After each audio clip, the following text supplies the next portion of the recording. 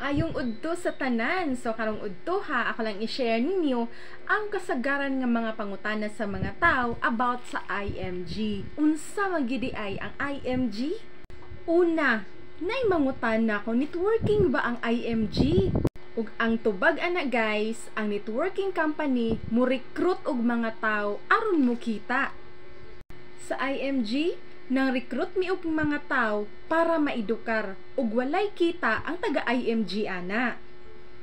Sa networking company, i-encourage ang mga tao aron makagasto. Sa IMG, i-encourage ang mga tao aron magtigom, mag-invest, security ug protection para sa iyang kaugalingon ug sa iyang tibuok pamilya. Sa networking group, adunay mga produkto nga ma-expire. Pero sa IMG, ang produkto mas motaas ang iyang value. Samtang ang tigom ug ang investments mulungtad hangtod sa hangtod.